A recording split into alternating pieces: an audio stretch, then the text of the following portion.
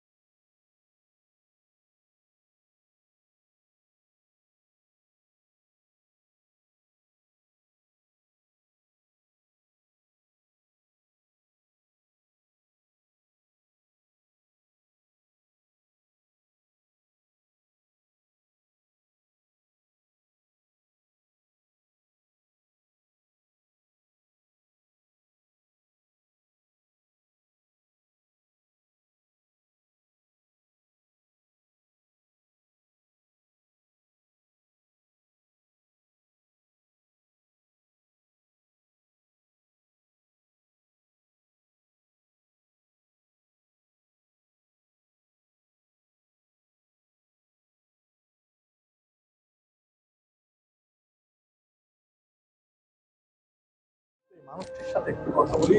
আসলে উনি কি পরিচয়টা বড় কথা না, যে সবচেয়ে বড় পরিচয় হচ্ছে এতিমদের জন্য ওনার চোখের অশ্রু হচ্ছে, এটাই হচ্ছে সবচেয়ে বড় পরিচয়। এবং আল্লাহর একজন গোলাম হিসেবে হচ্ছে বড় পরিচয় আর আমার দেওয়ার মতো নাই। আমি ওনার সাথে যদি একটু কথা বলি, হুজুর একটু যদি বলেন যে এখানে কতজন আছে এবং কতজন পর্যন্ত আপনাদের ইচ্ছা বা আগ্রহ আছে? আলহামদুলিল্লাহ, আমি মানবিক শওকত ভাইকে ধন্যবাদ মোবারকবাদ জানাচ্ছি। অতর্কিতভাবে উনি আমাদেরকে ভিজিট করতে এসে আমাদেরকে ধন্য করেছেন, এতিম মেয়েদের সাথে কৌশল বিনিময় করেছেন। শুধু আসলেন নয়, ওদের খাবার দাবারের ব্যবস্থাও নিয়ে এসেছেন। আলহামদুলিল্লাহ, আমি ওনাকে এবং ওনাকে যারা সহযোগী আছেন তাদেরকে ধন্যবাদ। যারা আমাদেরকে দেখতে পাচ্ছেন বিশ্বের আনাজ কানাজ থেকে, সবাইকে সালাম জানাচ্ছি, আসসালামু আলাইকুম ওয়া রাহমাতুল্লাহি ওয়া বারাকাতুহু। এটা বাস্তবিক পক্ষে মানবিক শহীদ ভাইয়ের যে কথাটুকু আমি পেয়েছি, এটা আমার পাওনা, এটা আমার বাবারই পাওনা। কারণ উনি যদি অন্তিম মুহূর্ত 2009 সনের 21শে মে পর্যন্ত উনি আমাকে যদি এই কথাগুলো বলে নিয়ে যেতেন, আমি কখনো পারতাম না। ওনারই অন্তিম ইচ্ছা ছিল 250 এতিম মেয়েদেরকে লালন পালন করে। যেহেতু আমি ছেলেদের জন্য 250 ছেলের একটা ব্যবস্থা করেছি, জাউরকিচর মোহাম্মদিয়া গাউসিয়া সুন্নি এতিমখানা। বাবা, আমি আর হায়াতের বাজেট দিয়ে পারলাম না 250 এতিম মেয়ে, যেহেতু তলবুল ইলমে ফরিজাতুন আলা কুল্লি মুসলিমিন ওয়া মুসলিমা, মুসলমান নরনারীর উপর বিদ্যা অর্জন করা ফরজ। আমি অর্ধেক করেছি, আর অর্ধেক তুই আমার ছেলে হিসেবে পারবি কিনা। আলহামদুলিল্লাহ, আমি ওনার প্রথমে বুঝে আসেনি, আমি হ্যাঁ বলে দিয়েছি। দীর্ঘদিন পরে হলেও 2022 সন থেকে আমি আরম্ভ করেছি। আলহামদুলিল্লাহ, 18 সনে আমরা ট্রাস্টের অনুমোদন নিয়েছি। ভয়াক্রান্ত ছিলাম পারবো কিনা, আমার মনিব দয়া করে আমাকে সাহায্য করেছেন, আমি পেরেছি আলহামদুলিল্লাহ। বাকিটা আমার মনিব রিজিকের দাতা, জানে না। আমরা এ পর্যন্ত 2টো ভেন্যু করেছি, একটা ভেন্যুতে আমরা সংকুলন হচ্ছে না। মিয়াখানগর একটা বিল্ডিং নিয়ে আমরা ভাড়া ঠিক করে, ওখানে 30 জন, এখানে বাকি প্রায় আমাদের 73 জন মতো এখানে আমরা স্থান দিয়েছি। আমি বলবো যে যারা আমাদেরকে দেখতে পাচ্ছেন, শওকত ভাইয়ের এই অক্লান্ত পরিশ্রমকে আল্লাহ কবুল করুক। উনি মনে করেছিলেন শুধু মানবিকতা শুধু ওনার রাস্তার মানুষদেরকে কুড়িয়ে এনে মানুষ করা নয়। আজকে দেখতে পাচ্ছি উনি এতিমেরও একজন বাবা হিসেবে দণ্ডায়মান হতে লাগলেন। দোয়া করি মনিবের দরবারে, আজকে আমরা দোয়া করবো অতর্কিত উনিকে ভিজিট করতে আসাটা ওনাকে ধন্যবাদ, মোবারকবাদ। আমি এই পার্শ্ববর্তী যে আমরা জায়গা যাবো ইনশাল্লাহ। হুজুর একটু প্রশ্ন করি মাঝখান দিয়ে, যে এই 101 জন এতিমের থাকা খাওয়া যাবতীয় আনুষঙ্গিক সবকিছুই তো এই সব এই মুহিব্বান আলা হযরত আল্লামা আব্দুল মালিক শাহ কমপ্লেক্স রহমাতুল্লাহ ট্রাস্টের পক্ষ থেকে, জি পরিচালিত জি করে। জি। তো ইনশাআল্লাহ যে কেউ কোনো ভর্তি ফি, কোনো খোরাকি কোনো কিছুই লাগে না, সবকিছু আমরা ব্যবস্থা এখানে ইনশাল্লাহ। বলে দিচ্ছি যে একজন এতিম সারা বাংলাদেশের কাছে উনি একটা আইডল। এইরকম মানুষরা কিন্তু আলোতে আসে না, চোর বাটফার যারা আছে তারাই কিন্তু আলোতে চলে আসে যে কোনো ভাবে। যেমন সামাজিক যোগাযোগ মাধ্যমে যে কোনো ভাবে ছোটখাটো দুই একটা কাজ দিয়ে কিন্তু আলোচনা চলে আসে।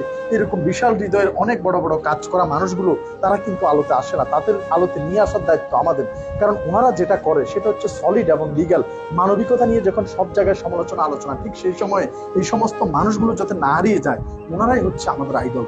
যেমন এই যে এতগুলো বাচ্চা, এখানে কোনো ভর্তি ফি নেওয়া হয় না, এখানে কোনো তাদের জন্য কোনো ফি নেই। আমি এরকম কয়েক জায়গায় কয়েকটা এতিমকে পালি, মান্থলি কিংবা বাৎসরিক তাদেরকে পয়সা দিতে হয়, কিন্তু এখানে কোনো পয়সাই দিতে হয় না এই এতগুলো বাচ্চার জন্য। এই তোমাদের সবচেয়ে এখন কাছের বাবাকে, তোমাদের বাবাকে বলো, উনি তোমাদের কি হয়? বাবা, জোরে বলো, কি হয়? সত্যিকার অর্থে এরকম আল্লাহওয়ালা মানুষদেরকে আল্লাহ পছন্দ করে। শুধু নামাজ রোজা পড়ে কপালে কালো দাগ দিয়ে চলে গেলাম, নিজের স্বার্থটাই বুঝলাম বেহেশতে যাওয়ার জন্য, কিন্তু মানুষের জন্য কি করলাম, শেখার জন্য এরকম কাছে না আসলে আসলে এগুলো দেখা হয় না বা শেখা হয় না। আমরা এখন চলে যাব তাদের জন্য ভবিষ্যৎ পরিকল্পনা আমাদের হুজুরের। আমরা ওদেরকে হাফেজে কোরআন ডিগ্রি পর্যন্ত পড়াইয়ে ইনশাআল্লাহ বিনা যৌতুকে বিয়ে দেব। মাশাআল্লাহ মাশাআল্লাহ। আমরা একটু যাচ্ছি।